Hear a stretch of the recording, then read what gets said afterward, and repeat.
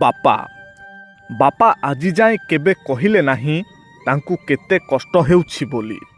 ସକାଳୁ ସନ୍ଧ୍ୟା ପର୍ଯ୍ୟନ୍ତ ମିଛ ହସକୁ ଧରି ରଖିଲେ ଆମର ଭବିଷ୍ୟତ ଗଢ଼ିବା ପାଇଁ। ଆମର ସେଇ ଛୋଟ ଛୋଟ ଇଚ୍ଛା ପାଇଁ ସେ ନିଜର ସବୁ ସ୍ୱପ୍ନକୁ ଚାପିଦେଲେ। ଆମ ଖୁସିରେ ସେ ତାଙ୍କ ନିଜ ଦୁଃଖକୁ ଲୁଚାଇ ଦେଲେ। ମା'ର ଯେଉଁଠି ଆଖିରୁ ଲୁହ ଝରିପଡ଼େ, ବାପା ସେଇଠି ନୀରବ ରହି ମନ ଭିତରେ ତାଙ୍କ ବେଦନା ସବୁକୁ ଦବାଇ ରଖନ୍ତି। ଆମର ପ୍ରଥମ ଚାଲିବା ବେଳେ ସେ ପଛରେ ଥିଲେ, ଆମେ ପଡ଼ିଗଲେ ସେ ଧରିବା ପାଇଁ। ଆଜି ଆମେ ବଡ଼ ହେଲେ ସତ, କିନ୍ତୁ ବାପା ଏବେ ଛୋଟ ହେଉଛନ୍ତି। ସେଇ ଶକ୍ତ ହାତ ଏବେ କମ୍ପି ଯାଉଛି। ସମୟ ଆସିଲା ଆମ ହାତରେ ବାପାଙ୍କ ହାତ ଧରିବାର। କାରଣ ଜୀବନର ସବୁଠାରୁ ବଡ଼ ଋଣ ବାପାଙ୍କ ନାମରେ ଲେଖା ଅଛି। କ'ଣ ସାଙ୍ଗମାନେ ଠିକ୍ ତ? କମେଣ୍ଟରେ ଆପଣଙ୍କର ଉତ୍ତର ନିଶ୍ଚୟ ଲେଖନ୍ତୁ। ବେଳେବେଳେ ଏମିତି କାହିଁକି ହୁଏ କିଛି ବୁଝି ହୁଏ ନା। ହସିବାକୁ ଭାରି ଇଚ୍ଛା ହୁଏ କିନ୍ତୁ ଓଠ ଖୋଲେ ନା। କାନ୍ଦିବାକୁ ମନ ଚାହେଁ କିନ୍ତୁ ଆଖିରୁ ଲୁହ ଝରେ ନା। ସବୁ ଲୁହ ଚାପି ରହେ ଛାତି ତଳେ, ଯେମିତିକି ଥଣ୍ଡାର ତାପମାତ୍ରାରେ, ଯେମିତି ତରଳୁ ନଥିବା ଏକ ବରଫର ଦାନା।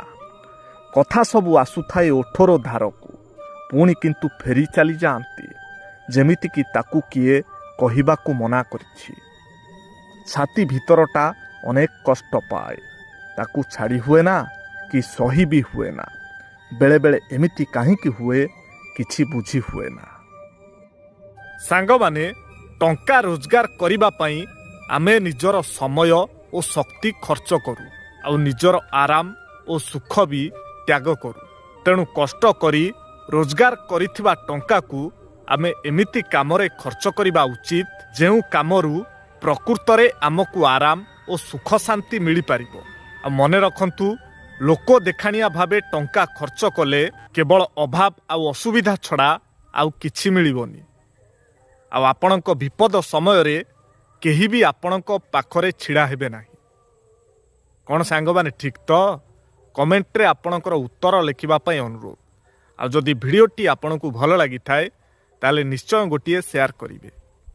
ସାଙ୍ଗମାନେ, ଗୋଟିଏ ନାରୀ ପାଇଁ ସବୁଠାରୁ ବଡ଼ ଚାକିରି ତା ଶାଶୁଘର, ଯେଉଁଠି ଦରମା ନାହିଁ କି ଛୁଟି ବି ନାହିଁ।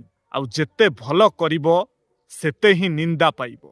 ସର୍ବଦା ଅନ୍ୟମାନଙ୍କର ସେବା କରି କରି ନିଜ ଜୀବନକୁ ଉତ୍ସର୍ଗ କରିଦେଲେ ବି ପରିଶେଷରେ କେବଳ ଶୁଣିବାକୁ ମିଳିବ, ସେ ଆମ ପାଇଁ କ'ଣ କରିଛି କି? କ'ଣ ସାଙ୍ଗମାନେ ଠିକ୍ ତ?